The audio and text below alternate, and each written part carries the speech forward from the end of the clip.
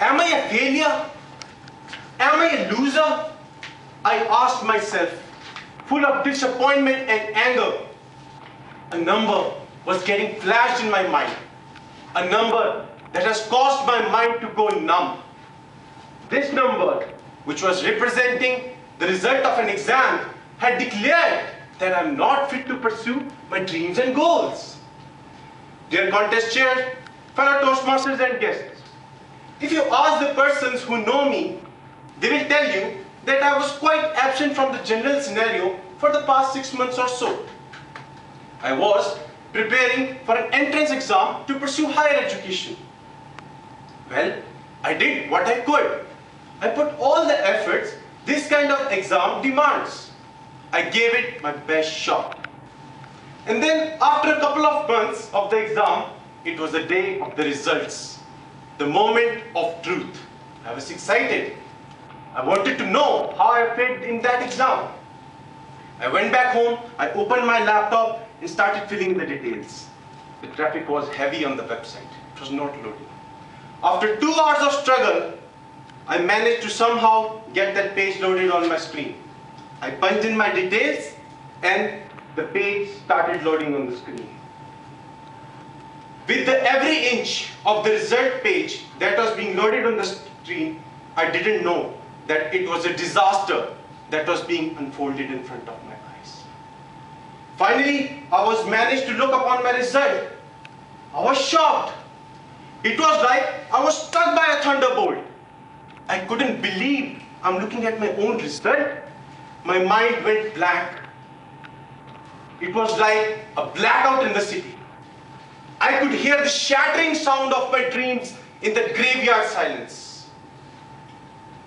I couldn't know what to do. Firstly, I was confused as to how this could happen. Then slowly, the frustration set in. I was angry, enraged, furious. I was asking myself aloud, what did I do wrong? I was questioning God. Why did my efforts have not been rewarded?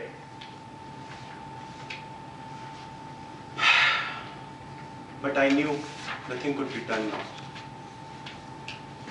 I took a glass of water and went to bed dejectedly because I was tired by the day's work. Next morning, when I got up, I was lying in my bed. I couldn't believe what had just hit me. I was thinking about the events that had conspired in the last 12 hours. Well, to positively think, I started doing some soul searching and started to think the way ahead. During that contemplation, I stumbled upon a speech which I heard given by Steve Jobs at a convocation ceremony of Stanford.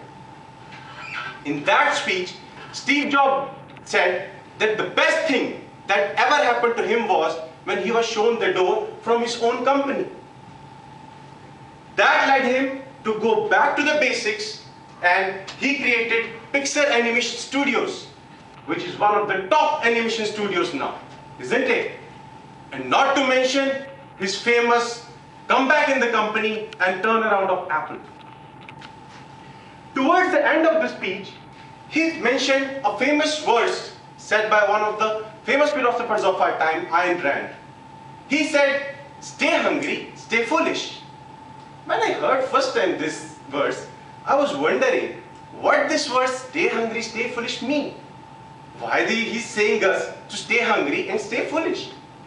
But that day, one pointer in my mind got stuck on this verse. I keep on thinking on this verse. And after putting a lot of thought in this verse, I could come up with some deductions. I deduced that maybe the two greatest minds of our century, Ayn Rand and Steve Jobs, are urging us to stay hungry for the success we desire. They're saying us to stay hungry until we reach the position we need, we crave for. They are saying not to let our hunger get killed or satiated until we get to the position which we crave for. Because if that happens, then we will not be able to face the challenges life throws at us, and our growth will stop. And And in the similar fashion, by staying foolish, they're saying us to acknowledge that we are fools. And we should be eager to learn and relearn every day. There's a lot to learn in this whole wide world. If we think that we have learned something and we have mastered something, then we put a roadblock in our mind and our growth will stop. When I reached these conclusions, suddenly this verse, stay hungry, stay foolish, started to shine on me like rays of sun from black clouds. I could feel the beauty and the warmth of this verse lifting up my spirits. I thought maybe I failed this one exam, but that does not mean that I cannot be successful in any other field. Maybe my destiny lies somewhere else. Maybe I just need to go and find that. Then I decided that I will not give up fighting. I will get on, will muster all my energy and will keep on fighting. My friends, the same lesson King Bruce learned from a tiny spider. That to keep on fighting and we will succeed. There's a beautiful dialogue in a movie called Rocky Balboa. In this movie, in this scene, the protagonist, Rocky, goes to his son and explains to him the inevitability and the importance of struggle in life. He says, this world is not all about sunshine and rainbows. This is a very mean and nasty place. And no matter how tough you are, it will keep you to your knees and will keep you down if you let it be. You, me, or nobody is going to hit as hard as this life. But this is not about hitting hard. It is about getting hit in the stomach and get up and keep walking. That is how winning is done. I would like to conclude here by proclaiming that I have decided to stay hungry until I get to the position which I crave for. And to stay foolish until my growth happens. So if you are all ready to stay hungry and foolish, we all are travelers of same path. Over to the contestant.